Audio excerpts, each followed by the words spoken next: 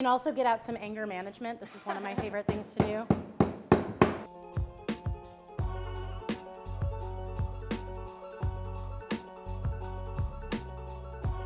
Welcome to the Food 52 Test Kitchen. My name is Josh. I'm the Test Kitchen Director here. Today we're talking about cookies, we're talking about decorating, and making cookies taste even better than they look. With us in the kitchen today is Erin McDowell. Hey. She's our at-large pastry expert. Going to be doing all things cookie decorating with us today, I guess. Yes, I'm so excited. I'm excited too. Now, I'm actually going to step out, and you and Ella are going to be working together on cookies, and then at the end I'm going to come back and taste and see what you guys did. Awesome, can't wait. So we're gonna talk all things cookies, and I'm gonna bring in somebody who's gonna help me. So Ella, come on in here. Come stand right here next to me.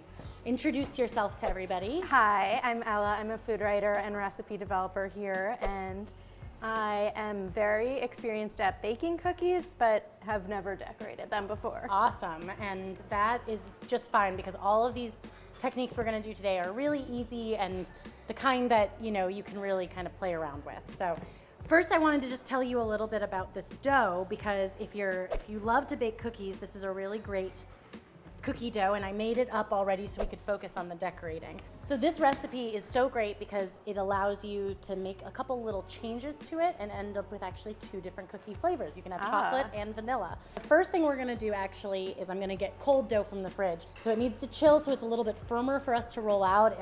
Right now it'd be kind of squishy, but also it helps the gluten relax so that, when we roll it out, it doesn't just spring back on us. So I'm gonna grab the dough from the fridge. So I have a few doughs here, and you can see I've got 2 different colors. It's one of my favorite things about this dough. You can swap out some of the flour for cocoa powder, but the same recipe, and just end up with a chocolate dough, which is really fun. So the first thing we're gonna do actually is make marbled cookies, which look sort of like this. My favorite part about this is that you don't even need icing. You don't need to really mess around with anything with this because they look so pretty kind of just as is. They're gorgeous. They've got really good flavor because you've got 2 different flavors going on, and that's a lot of fun. So it's a little bit like playing with Play-Doh in a good way. So what we're gonna do is now I'm just gonna start pressing it in. In fact, I'll give you some of this. Start kneading some of these pieces together a little bit. Now when you get to a certain point and it's starting to get softer, like mine is, you can actually tear it apart and even put the pieces back together, just so you're really encouraging more mixing together and more randomness. This is also a really interesting dough because it really doesn't need flour to be rolled out. It's pretty flexible. So I just roll it out between 2 pieces of parchment paper. And so I'll just sort of roll it out, and we'll pull this off. You can already see how cool is that? That's gorgeous. And we're not even to the best part yet. So we'll keep lifting it off because it will get stuck to the parchment paper eventually. And if the top sheet of paper is giving you trouble, you can actually just use the bottom and roll it out like this. If you wanted to marble it more, could you put more pieces in? Totally, we could just put a piece of chocolate in right there and keep going. But you also are gonna be able to re-roll the scraps of the dough. So in some ways it's good not to mix it too much. Actually, you should probably stop, and I'll give you a piece of parchment.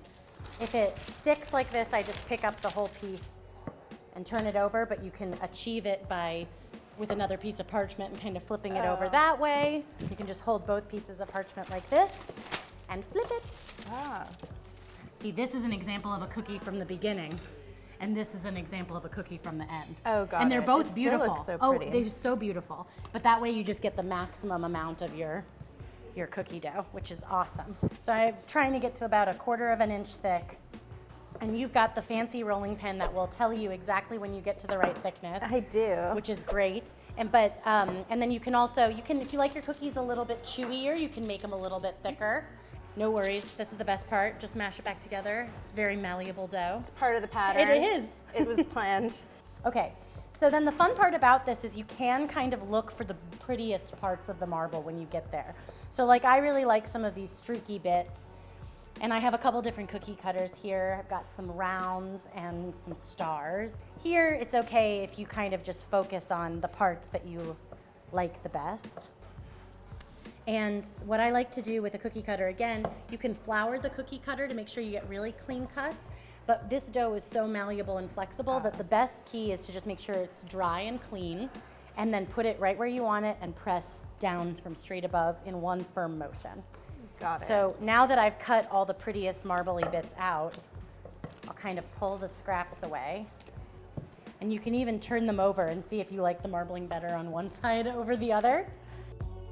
Do you have any really fun cookie cutter shapes that you've ever used? Possibly some small animals. Oh yes, exactly. So the Like more an of those, elephant trunk? oh totally, I love that. So the more of that kind of stuff there is, the more detail there is. You may want to try flouring it just to make sure you get a really crisp line on those details. Got it. Also, the more complicated the shape is, chilling it for a little while can help keep the shape firmer. Oh. So chilling it on the sheet pan like this before you bake it can help that shape stay. So actually, what we can do is I've got some cookies that are already baked, so I'm gonna show one decor technique for the ones that we've already rolled, and then we can kind of jump into decorating some of the already baked ones Great. if you're down. Okay, so the first decorating technique we're gonna do couldn't be easier, and it involves my favorite thing ever, sprinkles. So you can just pick your sprinkly poison here. I've got lots of different ones to choose from. And you're basically just going to sprinkle them onto the cookie, wherever you want them, and then just sort of press them in so that they stay. Nice. And then when you are done, you can just transfer it to the baking sheet, and when they bake, that'll really help them to adhere. And you can do it with big sprinkles, like here I've got some snowflakey ones that I can put on. How hard should I press? Press pretty firmly when you put them on, but you can also kind of tell when they're adhered and when they're not, you know Yeah. what I mean? And these are so pretty, those kind of more sparkly sprinkles like that. They're so shiny. Yeah, it feels just as pretty as putting icing on it. I went up to my sprinkle shelf this morning and I picked all of the prettiest ones. I love that I have a designated sprinkle shelf. I know, we should dwell on that for a little bit. How many types are on that Oh shelf? my gosh, I can't even begin. But when I moved into my new house, I said to my fiance that all I wanted for my kitchen was a shelf for all my sprinkles so that I would know what I had, because I would always go out and buy more. And so there is a shelf, but of course now it has definitely, I could use a second shelf. It's multiplied. So maybe that's what I'll get for the holidays this year, is a second sprinkle shelf. I love that. It's a very niche gift idea. So even with big sprinkles like this, you can see you can just kind of do like more of a particular, cool. you know, you can place them a little bit. And like I said, then when they bake, the cookie will sort of rise up around the sprinkles. My dough is tearing a little bit. These pieces are Oh. falling off, but that's okay. When that happens, you can just kind of smush them back together. This is a very easy to work with dough, but it's usually a sign that your dough's getting too warm. Okay, I'm gonna bake these while we do our last decorating. Great. Okay, so the last thing we're gonna do is some piping. Ooh. Does that make you nervous or excited? It makes me nervous, but in an excited way, like first day of school vibes. Oh, I love that. Well, it's gonna be easier than you think, I hope. So this just has royal icing in it. There's a recipe for royal icing on the site, and we're just gonna cut a really small opening. What I advise doing is just cutting it as small as you possibly can at first, because you can always make it a little bit more, but you can't kind of go back once you do. Got it. I'll just pipe some onto here. This is a good, that's about the width. Beautiful, there it is. There it is. So a couple of tips. Take the top of your piping bag and twist it really firmly, and then take your hand. So twist it and then grab it at the twist between your thumb and forefinger, Okay. and then you can kind of even wrap this and hold it with your fingers. Oh, wow. And that way it's really gonna stay shut, right? Yeah. Okay, so for snowflakes, one of my favorite things to do is just kind of like draw lines with the piping bag. And that sounds scary, but the nice thing is every snowflake is different, right? So Right. it doesn't really matter if the lines are straight, doesn't really matter if you mess up a little bit. Right. It just kind of plays into it. So the first thing I do is I just draw a straight line from one end to the other. Okay. And when you get close to the end, you can actually just stop squeezing. See, like right now, I'm not squeezing. Okay. I'm just holding it. And that way, icing stops flowing to the bag. Yeah, just like Got that. it. When you get to the end, stop squeezing, and then you can sort of like touch the tip of your bag to the cookie. Oh, yeah, like and that. that'll break it off. Beautiful. And see, it doesn't really matter that the lines aren't totally straight, none of that really. And then if you want, you can add a little flair by piping a little V up at the top, Ooh. just to make it look a little bit more snowflakey. And all of this just comes from royal icing. You do want the icing to be a little bit on the thicker side because if it's too runny, it's just gonna like pour out everywhere on you. But that's a pretty cute little snowflake. So if you ever end up with one that like is a little bit messier than you like, the answer to that is always sprinkles. Oh. And just put the sprinkles like especially on the parts like that you want to, you know what I mean? You Just a little concealer. Yeah, exactly. And it just sort of, now suddenly the whole cookie is like more balanced. I just also like adding sprinkles. Me too. There was nothing wrong with this snowflake cookie. It was a beautiful snowflake cookie. It's the most improved snowflake cookie of the batch. So here we've got your snowflake cookies. You did 2 already, and I've only done 1. So the next one we're gonna just embrace randomness and imperfection, which is I think Love people that. think that when you're piping, it has to be perfect and it all has to be even, and it totally doesn't. So in this case, we're just gonna hold it straight up and down over the cookie. Okay. We're gonna squeeze and just sort of let the icing fall, and we'll just move it around while the icing. And you just kind of wanna stay away from the edge a little bit, but we're just kind of piping all randomly all around the cookie. This is so soothing, oddly. It's fun, right? I have another one over here. You can also apply some sprinkles to that. And then it's just kind of this, it's a way to ice the cookie without having the whole cookie be iced, so it's not like too sweet. You can layer different sprinkles on. It's just like a fun other thing to do. Okay, so the last thing we're gonna do is just classic dots, because I Okay. feel like dots always look really cute. And again, instead of focusing on making them all the same size, we can actually just have different sizes of dots, and then maybe the piping is a little less scary. So again, you hold the bag more straight up and down, Okay. and you'll just sort of pipe. Again, when you get to the size of dot that you want, stop applying pressure, and then you can just sort of pull the bag away, just like Okay, that. got it. And so I like to put like a little one sometimes next to the big ones. And you can just kind of go all the way around the cookie, as many or as few dots as you would like. And then if you want, you can dip the cookie into sprinkles and it'll only adhere to the dots, That sounds thrilling, which is and I would pretty love fun. to do that. Well, great, we'll grab some sprinkles and do that. Another great thing to do with the scrap sprinkles left on your mat too. My mom, when we would do cookies growing up, she would always save, like, I just feel like this is such a mom thing to do. She would save all the sprinkles from when we were done with a project like this and put them in a bag, like they were their own sprinkle blend, but there was usually like the weirdest mix of colors and textures, and we would of course rarely use them again. I love But I that. appreciated the effort. So I put some sprinkles on that one, and you can see it turned out pretty cute on my little dots there. Okay, I think we're ready to call Josh in for a tasting. Are you ready? I'm a little nervous. I kind of am too, but we get to eat cookies, right? So it'll be easy. A positive outcome. Okay. Consolation cookies. We'll call him in. Oh, Josh, come here. It's cookie o'clock. Cookie o'clock. So what happened? What did I miss? We decorated all of these cookies. Okay.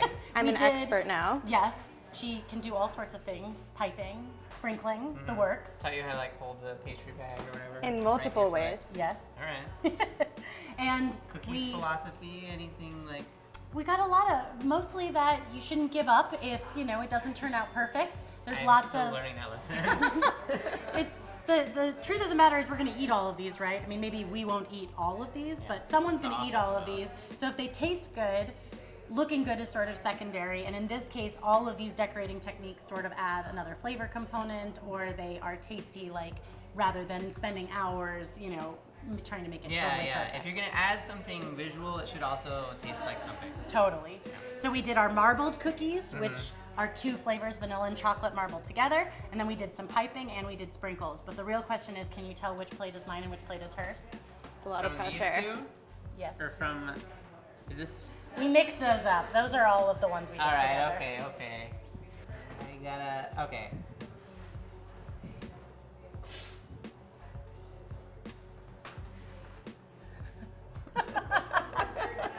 I bet Aaron made these. I did. He's right. He's right. But you had to really inspect I had to know. look really closely. Like, if you know what, if I had done like one of these, like just a quick glance, I wouldn't be able to. They both look beautiful. Well, so. thank you. Thank Yeah. you, Josh. And they're gonna taste really, really good.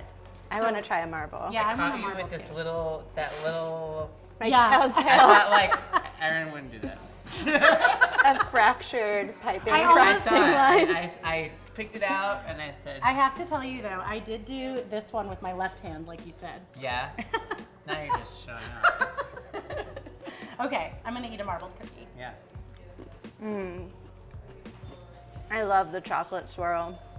Is this cookie recipe like a blank slate for you? You feel like it's a good vehicle for Totally. doing You whatever? can add a pinch of cinnamon to it. You can add some spices to make like more of a spice cookie. You could definitely even morph this into kind of a more classic gingerbread. It's a really sturdy kind of multi-purpose cookie, which is I great. love recipes where it's like a base that you can layer stuff on top of it. Me too. And, I like- allows you to be creative. Yeah, and you know that that one recipe works, so you kind of are free to play with it a little bit, which is really fun, especially around the holidays. Well, Well, thanks for tasting with us. all right. Cheers. Thank you. Thanks, Bye. Josh. Let's enjoy the cookies of our labor. Cheers. Cheers. So today we talked about 3 really easy ways to decorate cookies. One that doesn't even involve icing. You just marble 2 colors of cookie together, Yeah. which is really fun and tastes good too. We pressed sprinkles into the cookies before they were baked, which just makes them adhere, and then you get these shiny, sparkly cookies with like no effort. And then we did a couple basic piping techniques that were easy enough that someone who'd never really piped before could pull them off. Yeah, these look great. And they are made for great gifts, fun projects for kids, great for the family, awesome for making your holiday cookies this year. Get inspired. Yay! Cookie time.